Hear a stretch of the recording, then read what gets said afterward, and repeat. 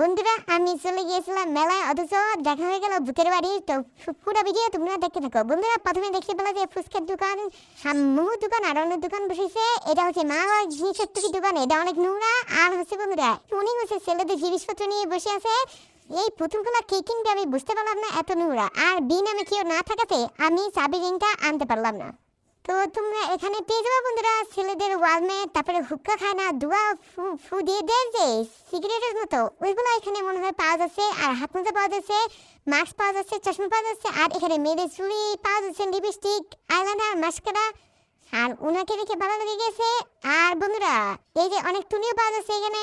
আর দেখতে পেলা যে ওখানে ঝুমকা, গলা সেট, অনেক কিছু পাওয়া যাচ্ছে, ফাউন্ডেশন আর আর অনেক কিছু। আর বন্ধুরা অনেক ব্যাগ পাওয়া যাচ্ছে, সুন্দর সুন্দর মেয়ে পাওয়া যাচ্ছে, কিন্তু ভাই পাওয়া যাচ্ছে না, ছেলে পাওয়া যাচ্ছে না বন্ধুরা। আর ওই যে দেশে বেলা ভূতের বাড়ি, এটা দেখে আমার ভয় লেগে গেছে। এটার ভিডিও আমি তোমাদেরকে দিব না, কারণ আমার নিজেরই ভয় লেগে যায়। তারপরে এই ব্যাগগুলো নাকি 400 টাকা করে, আমি আনিনি। আর ওনাদের কোনো জিনিস ধরলে ওনারা রেগে যায়, কারণ ওনারা বিক্রি করতে পারতেছে না, তাই কেউ নিতেছে না, সবাই খেলে হাত দিয়ে দিয়ে ধরে ধরে দেখতেছে। আর এগুলাকে কিনবে এত ময়লা, এগুলো কেউ বিক্রি করতে আনে। তারপর আবারও ছুরি দেখতে পেলা, কাছের ছুরি দেখতে পেলা।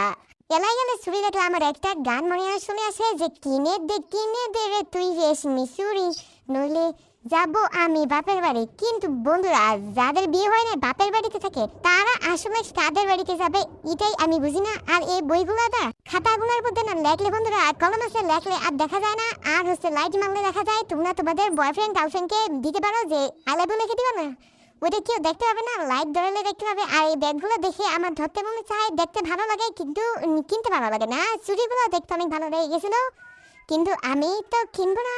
আর ওনার হাইট মাপটা ছিল অন্য কিছু বাইকবে না তোমরা। আর ওনার সব কিছু 30 টাকা 10 টাকা মনে হয় এরকম করে নিয়ে বসেছিল। আমি ধরে আবার একটু দেখেছিলাম, অত ভালো লাগেনি। সব ময়লা ময়লা জিনিসপত্র নিয়ে চলে এসেছে। এখন আমিও চলে যাব।